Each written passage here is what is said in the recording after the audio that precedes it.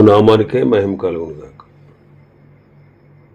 కూడి వచ్చిన మీ అందరికీ కర్మిల ఆత్మీయ సహవాస సంఘ విశ్వాసులందరికీ మన ప్రభువును ఆయన ప్రియ కుమారుడునైన యేసుక్రీస్తు వారి శ్రేష్టమైన నామంలో శుభములు మరియు అందరికీ వందనాలు. యెహెజ్కేలు గ్రంథం 38వ అధ్యాయాన్ని మనం ధ్యానం చేసుకుందాం. యెహెజ్కేలు గ్రంథం 38వ అధ్యాయం. ఇందులో ముఖ్యమైన అంశం ఏంటంటే గొప్ప యుద్ధం.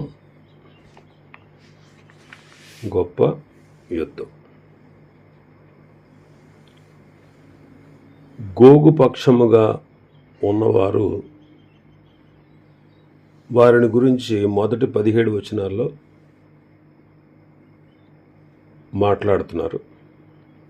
18వ వచనం నుంచి ఆఖరి వరకు గోగు అనేటువంటి వానికి కలిగే శిక్షణ గురించి మాట్లాడుతున్నారు. యెహెజ్కేలు గారు ఇశ్రాయేలును గూర్చి అన్యులను గూర్చి మాట్లాడుతున్నారు. మొదట 24 అధ్యాయాల్లో ఇశ్రాయేలీల యొక్క పాపము, వారికి కలిగిన శిక్ష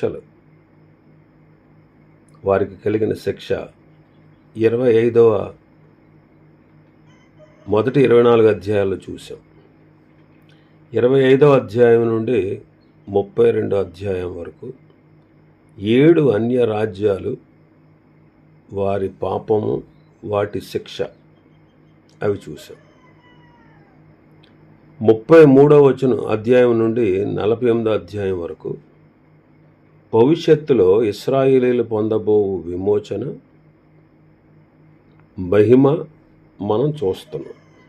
అయినా సరే 37వ అధ్యాయంలోను 39వ అధ్యాయంలోను 37 నుంచి 39 అధ్యాయాల్లో ఇశ్రాయేలీలకు అన్యులకు జరుగు యుద్ధమును రాయచు అనేక ఐక్య రాజ్యములను గూర్చి ఇక్కడ రాస్తా ఉన్నాడు. మొదటి 17 వచనాలు చదువుదాం. మరియు యెహోవా వాక్కు నాకు ప్రత్యక్షమే ఎలాగ సెలవిచ్చాను. నరపుత్రుడా, మాగోగు దేశపు వాడగు గోగు అనగా రోషునకు, మెషకునకును, తుబాలునకును అధిపతి అయిన వాని తట్టు అభిముఖుడవై అతని గూర్చి ఈ మాట ఎత్తి ప్రవచింపు. ప్రభువైన యెహోవా సెలవిచ్చినదేమనగా, రోషునకును, మెషకునకును, తుబాలునకును అధిపతి యగు గోగు, నేను నీకు విరోధినై ఉన్నాను. నేను నిన్ను వెనకకు త్రిప్పి నీ దవడలకు గాలము తగిలించి నిన్నును నీ సైన్యమంతటిని, గుర్రములను, నానా విధములైన ఆయుధములు ధరించు నీ రౌతులందరినీ, కవచములను, డాళ్లను ధరించి ఖడ్గముల చేత పట్టుకుని వారందరినీ మహాసైన్యముగా బయలుదేరదీసేదను. నీతో కూడిన పారసీక దేశపు వారిని, కూషీయులను, పూతు వారిని అందరినీ, డాళ్లను, శిరస్త్రాణము ధరించు వారిని అందరినీ నేను బయలుదేరదీసేదను. గోమెరును అతని సైన్యమును, ఉత్తర దిక్కులో నుండు తోగర్మాయు అతని సైన్యమును, జనములు అనేకములు నీతో కూడా వచ్చును. నీవు సిద్ధముగా ఉండు. నీవు సిద్ధపడి నీతో కూడా కలిసిన సమూహం అంతటిని సిద్ధపరచుము. వారికి నీవు కావలే ఉండవలను. చాలా దినములైన తర్వాత నీవు శిక్ష నొందదు. సంవత్సరముల అంతములో నీవు ఖడ్గము నుండి తప్పించుకొని ఆయా జనములలో చెదిరిపోయి ఎడతెగక పాడుగానున్న ఇశ్రాయేలు పర్వతం మీద నివసించుటకై మరలా సమకూర్చబడిన జనుల యొద్దకును, ఆయా జనుల నుండి రప్పింపబడి నిర్భయముగా నివసించే జనులందరి యొద్దకును నీవు వచ్చదు.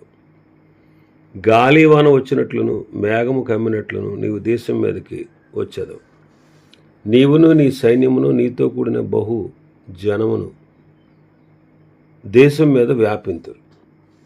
ప్రభువైన యెహోవా సెలవిచ్చినదేమనగా, ఆ కాలమందు నీ మనస్సులో అభిప్రాయములు పుట్టును. నీవు దురాలోచన చేసి ఇట్లు అనుకొందు, నేను ప్రాకారము లేని గ్రామంలో గల దేశం మీదకు పోయేదను, ప్రాకారములను, అడ్డగడిలను, గౌనులను లేని దేశం మీదకు పోయేదను, నిమ్మలముగాను నిర్భయముగాను నివసించి వారి మీదకు పోయేదను. వారిని దోచుకుని కొల్ల సొమ్ముగా పట్టుకున్నట్టుకై పూర్వం పాడే మరలా నివసింపబడిన స్థలముల మీదకు తిరిగిపోయేదను. ఆయా జనములలో నుండి సమకూర్చబడి పశువులను సరుకులను కలిగి భూమి నట్టనడుమ నివసించు జనుల మీదకు తిరిగిపోయేదను. శబావారును దదాను వారును తర్షీషు వర్తకులను కొదమసింహం లాంటి వారైన దాని వారందరూ నిన్ను చూచి సొమ్ము దోచుకున్నట్టుకు వచ్చితివా, దోచుకున్నట్టుకు సైన్యమును సమకూర్చితివా, బహుగా దోచుకుని వెండి బంగారములను పశువులను సరుకులను పట్టుకొని పోవుటకు చాలా దోచుకున్నట్టుకు వచ్చితివా అని నిన్ను అడుగుదురు. కాగా నరపుత్రుడా, ప్రవచనమెత్తి గోగుతూ ఇట్లనము, ప్రభుని యెహోవా సెలవిచ్చినదేమనగా, నా జనులకు ఇశ్రాయేలును నిర్భయముగా నివసించు కాలమున నీవు తెలుసుకుందువు కదా. ఉత్తర దిక్కున దూరమునున్న నీ స్థలములో నుండి నీవును నీతో కూడా జనములు అనేకములు గుర్రములెక్కి బహు విస్తారమైన సైన్యంగా కూడి వచ్చి మేఘము భూమిని కమ్మినట్లు ఇశ్రాయేలునకు నా జనుల మీద పడింది. అంత్య దినములందు అది సంభవించును.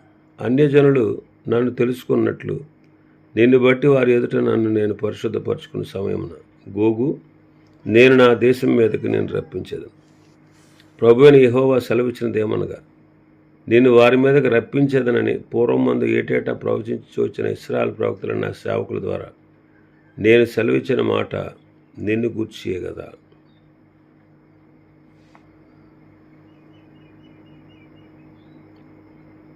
యుద్ధానికి బయలుదేరేవారు ఎవరు? గోగు ఎవరు? మాగోగు దేశపు వాడకు గోగు అనగా రోషకునకు మెషకు తుబాలునకు. ఈ మాటలు మనం ఆదికాండం 10వ అధ్యాయం 2వ వచనంలో చూస్తాం. గోగు అనేవాడు యాపేతు నుంచి వచ్చినవాడు. అతని నుండే రోషకు అనగా రష్యా అని చెబుతారు. గోగు అనగా రోషు, రష్యాకు సంబంధించినవాడు. రోష్ అనేది రష్యా పాత పేరు. మెషకు అంటే మాస్కో, రష్యాకు పశ్చిమ కేంద్రమైన ముఖ్య పట్టణం. తుబాలు అంటే తుబలస్కా, ఇది తూర్పు భాగమునకు కేంద్రం అన్నమాట. మెషకు తుబాలు వీళ్ళ కూడా యాపేతు యొక్క కుమారులు. ఈ మూడు పేర్లు ఒకే దేశం, ఒకే దేశానికి చెందినవి. ఆ దేశముతో పాటు బయలుదేరి దేశాలు ఇంకా మనం చూస్తే 5వ వచనంలో 5వ వచనం పారసీక దేశం, ఇరాన్ అన్నమాట. పారసీక దేశం అంటే ఇరాన్. ఇతడు కూడా యాఫెతు యొక్క 3వ కుమారుడైన యోదయ మాదీల్లో నుండి పారసీకులు వచ్చారు. పూతు వారు కూడా ఆ సంతతి వారు. వీరు 2 దేశాలుగా ఉన్నారు. ఒకటేమో లిబియా దేశం, 2 కూషు దేశం. కూషు దగ్గర ఉన్న పూతు అనగా కూషీలు అన్నమాట. వీళ్ళ హాము సంతతి వారు. ఆదికాండం 10వ అధ్యాయం 6వ వచనంలో చూస్తాం. ఇది ఇథియోపియా దేశము అని పిలువబడతా ఉంది. ఇది ఆఫ్రికా ఖండంలో ఉంది.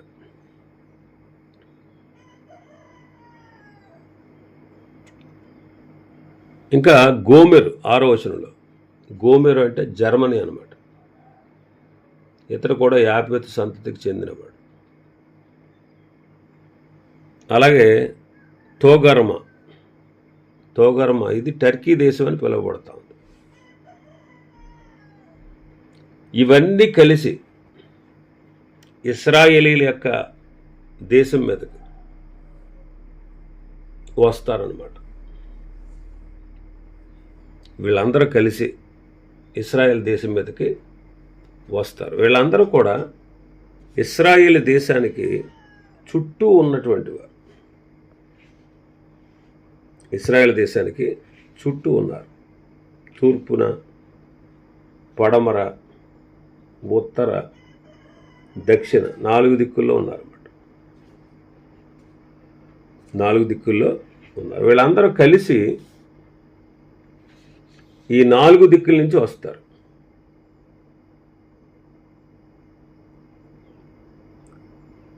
ఎందుకంటే ఇశ్రాయేల్ దేశం అంతర్జాతీయ వ్యాపార కేంద్రంగా మారబోతుంది.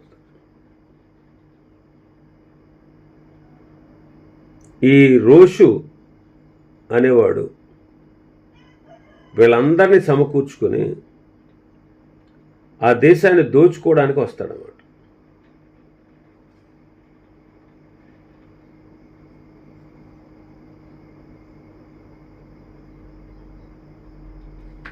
కాబట్టి ఇతను అందరికీ హెడ్, ఈ రష్యా చెందినటువంటి వాడు.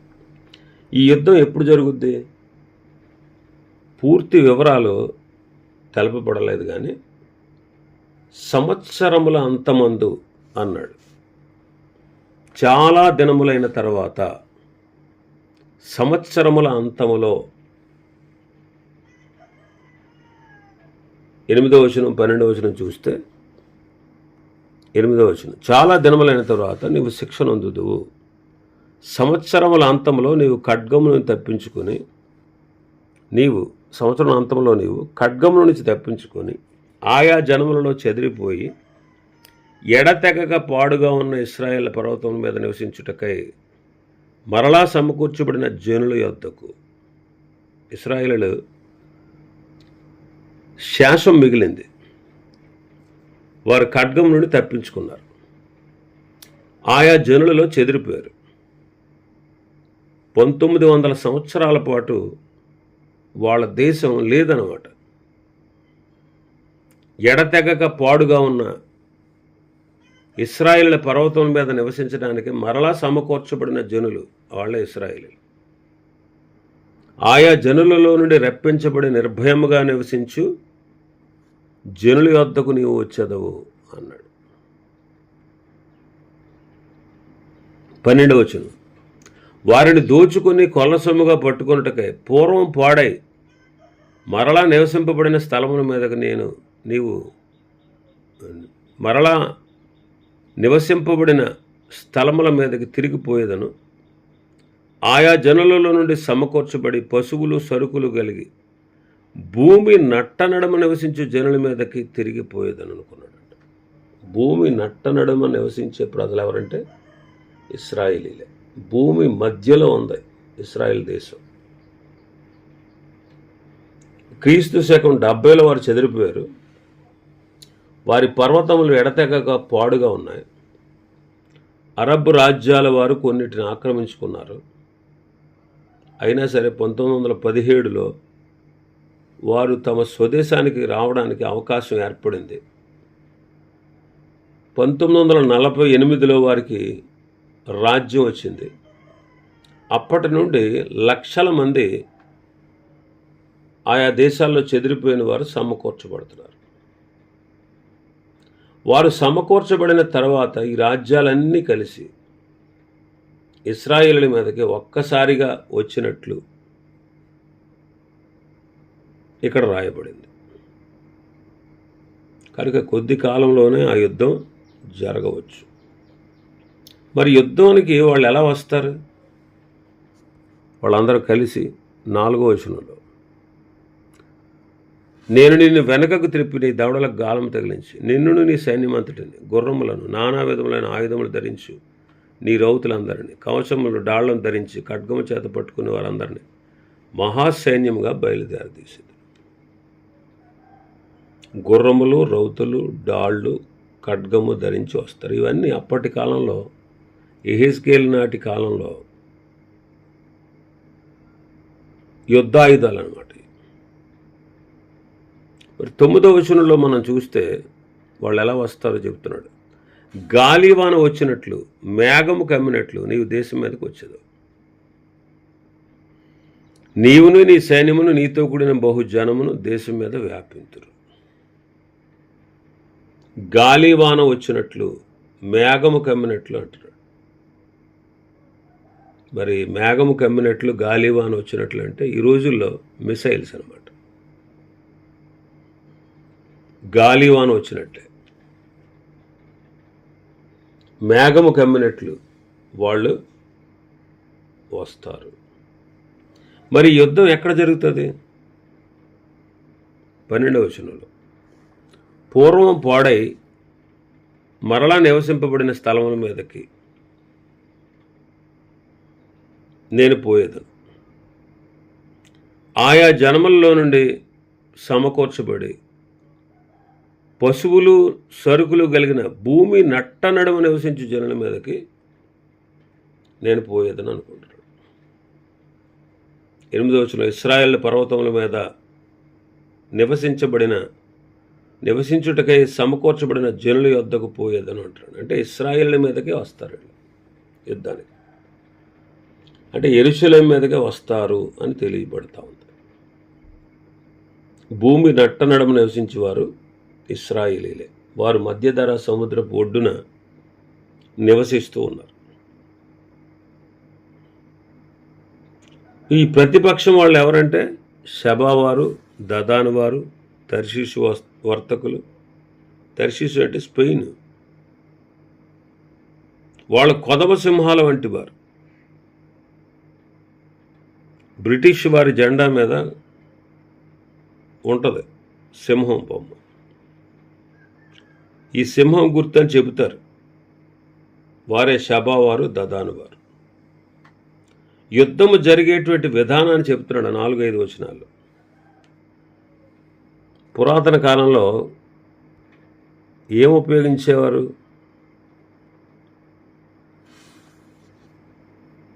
కవచములు, డాళ్ళు, ఖడ్గములు మహాసైన్యంగా వస్తారు.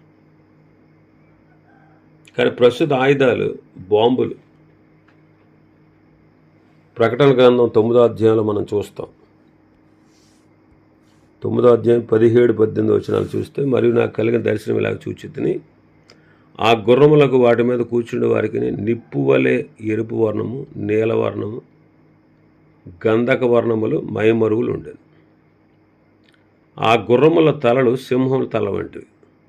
వాటి నోళ్ల నుండి అగ్ని, ధూమ, గంధకములు బయలువెళ్ళుచున్నవి.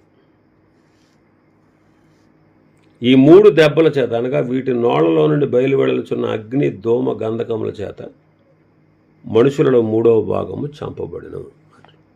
ఇక్కడ చూస్తే గుర్రముల యొక్క నోళ్ల నుండి అగ్ని, ధూమ, గంధకములు బయలుదేరుతున్నాయి. మామూలు గుర్రాల నోళ్ల నుండి అగ్ని, ధూమ, గంధకాలు రావు. ఇక్కడ మనం చూస్తున్నటువంటి ఇవే ఇప్పుడు ప్రస్తుతం జరుగుతున్నటువంటి యుద్ధంలో ఉన్నటువంటి, యుద్ధ రంగంలో వాడబడుతున్నటువంటి ఆయుధాలు అన్నమాట. ఇవి ట్యాంకర్లు కావచ్చు, లేకపోతే పైనుంచి వేసే మిసైల్స్ కావచ్చు, ఇవన్నీ అన్నమాట. అగ్ని, ధూమ, గంధకము.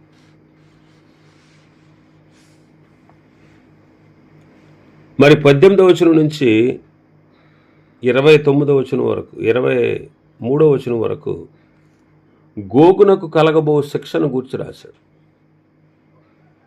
ఇలాగ యుద్ధానికి వారు సమకూర్చబడినప్పుడు దేవుడే తన ప్రజలైన ఇశ్రాయేలు పక్షమున ఉన్నాడు. దేవుడే తన ప్రజలైన ఇశ్రాయేలు పక్షంగా ఉన్నాడు. అందుకే 18వ వచనంలో, ఆ దినమున గోగు ఇశ్రాయేలు మీదకి నీవు రాబో ఆ దినమున నా కోపం బహుగా రగులుకొనును. ఇదే ప్రభువు యెహోవా వాక్కు. కాబట్టి నేను రోషమును మహారౌద్రమును కలిగిన వాడనే ఎలాగూ ప్రమాణము చేసితిని. ఇశ్రాయేలు దేశంలో మహాకంపము పుట్టును. సముద్రపు చేపలు, ఆకాశ పక్షులు, భూజంతువులు, భూమి మీద ప్రాకు పురుగులన్నీ, భూమి మీద నుండి నరులందరూ నాకు భయపడి వణుకుదురు. పర్వతములు నాశనమగును, కొండపేటలు పొడును, గోడలన్నీ నేలపడును. నా పర్వతములన్నిటిని అతని మీదకి ఖడ్గము రప్పించేదను. ప్రతి వాని ఖడ్గము వాని సహోదరుని మీద పడును. ఇదే ప్రభువు యెహోవా వాక్కు.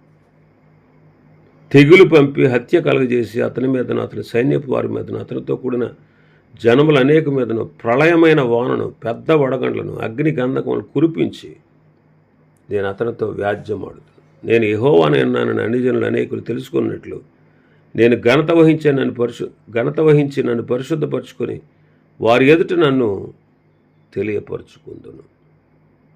ఇలాగ యుద్ధానికి సమకూర్చబడినప్పుడు దేవుడే తన ప్రజలైన ఇశ్రాయేలు పక్షంగా ఉన్నాడు. రోషము వహించి ఇశ్రాయేలు మీదకు వచ్చిన రాజ్యములన్నిటినీ ఆయన శిక్షిస్తాడు. ఇశ్రాయేలీలలో ఆ దేశంలో మహాకంపం పుట్టిస్తాడు. ఆ వచ్చినటువంటి శత్రువుల మీదకి దేవుడు తన ఖడ్గాన్ని రప్పించి ఇంకా ప్రతివాని ఖడ్గము వాడి సహోదరు మీద పడేటట్టు చేస్తాడు. తెగులు పంపించి హత్య కలగజేసి అతనితో కూడిన జనులు అనేక మీద ప్రళయమైన వాన పెద్ద వడగంట్లు అగ్ని కురిపించి అతనితో వ్యాజ్యమాడతాడు. హర్మగెద్దోను యుద్ధంలో ప్రభు దిగి వచ్చి తెగులు పుట్టించుట ద్వారా జనులను నశింపచేసేటట్లు మనం ప్రవచనాత్మకంగా జకర్యా గ్రంథం 14వ అధ్యాయంలో చూస్తాం.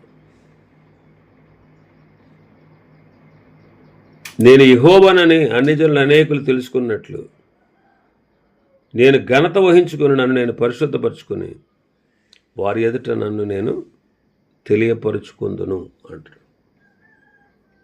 కాబట్టి దేవుడు తన ప్రజల పక్షాన ఉంటాడు. శత్రువు విజృంభించినప్పుడు, శత్రువు తన ప్రజలను యుద్ధాల పాలు చేసినప్పుడు దేవుడే ఘనత వహించిన వాడే రోషము కలిగి తన ప్రజల పక్షమున సహాయకుడుగా ఉంటాడు. తన ప్రజల పక్షముగా సహాయకుడుగా ఉంటాడు. కాబట్టి ఈ సత్యాన్ని మనం గ్రహించి దేవుడు తన బిడ్డల పక్షాన ఉంటాడు అనేటువంటి విషయాన్ని మనం తెలుసుకుని మనం కూడా అన్ని పరిస్థితుల్లో ధైర్యంగా ముందుకు కొనసాగవలసిన వారంగా ఉన్నాం. ఇవి ఈ అధ్యాయంలో ఉన్నటువంటి విషయాలు. ప్రభు చిత్తమైతే రేపు దినం మరొక అధ్యాయాన్ని ధ్యానం చేసుకుందాం. దేవుడి వర్తమాన వాక్యాన్ని మన వినికిడిలో ఆశీర్వదించునుగాక. ఆమేన్.